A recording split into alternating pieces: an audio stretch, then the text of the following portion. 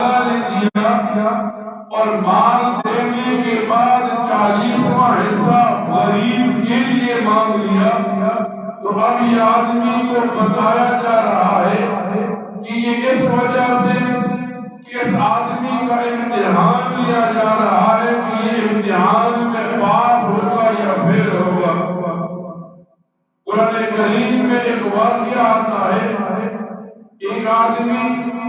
ثعلبہ ابن حاتم نبی کریم صلی اللہ علیہ وسلم کے ساتھ رہتا، مسجد نبوی میں ہوتا، 5 وقت نماز نبی کریم صلی اللہ علیہ وسلم کی ابتدا میں پڑھتا۔ کبھی کبھار جب بھی نبی کریم صلی اللہ علیہ وسلم صحابہ کرام کو جہاد کے لیے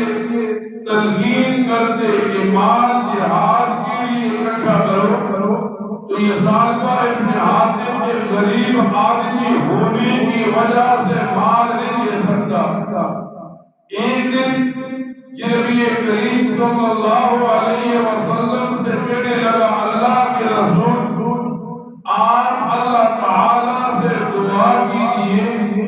کہ اللہ تعالیٰ مجھے بھی مالدار بنا دے،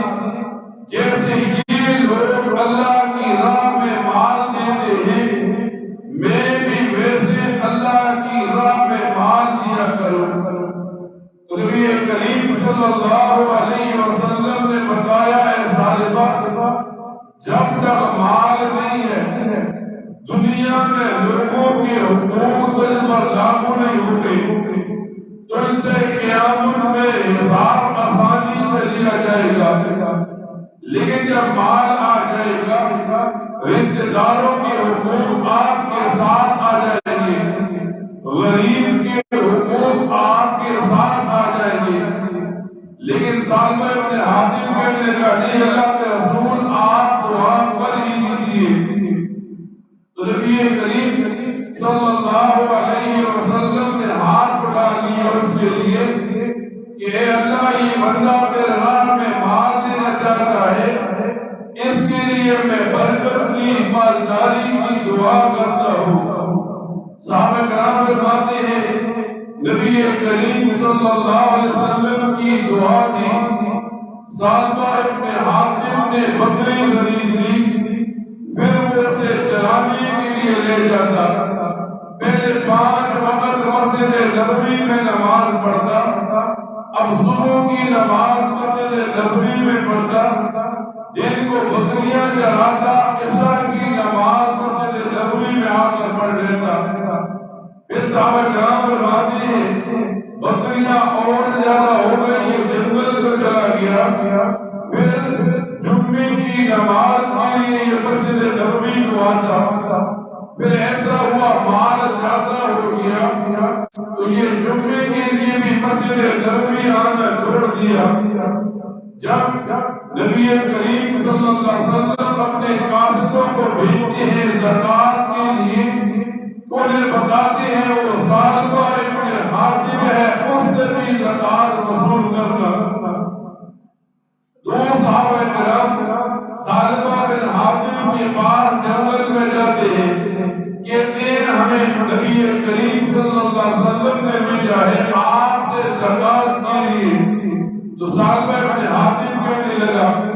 میں ابھی سوچوں گا یہ زکوٰۃ ہے یا ٹیکس ہے۔ اس قسم کی کلمات جس نے ادا کیے، زکوٰۃ بھی صحابہ کو نہیں دی۔ وہ صحابہ کرام نبی کریم صلی اللہ علیہ وسلم کی مجلس میں آ گئے اور آ کر نبی علیہ السلام کے سامنے اس بات کو رکھ دیا۔ صحابی فرماتے ہیں اس بات کی بات نبی کریم صلی اللہ علیہ وسلم کا چہرہ سرخ ہو گیا غصے سے۔ پھر ہم سمجھنے لگے آپ پر وہی اتر رہی ہے۔ اللہ تعالیٰ نے 2 آیتیں قرآن کریم کی نازل کی اور یہ اللہ تعالیٰ نے فرمایا وَمِنْهُمْ مَنْ عَاهَدَ اللَّهَ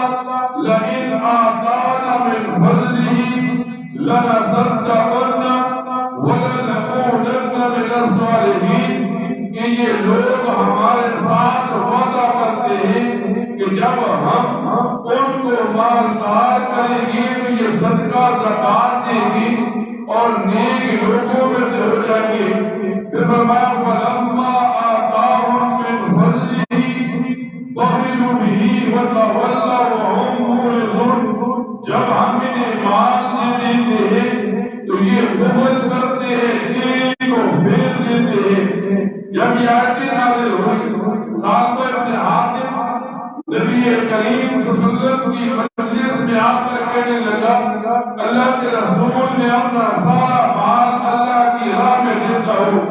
نبی کریم صلی اللہ علیہ وسلم نے اس کا مال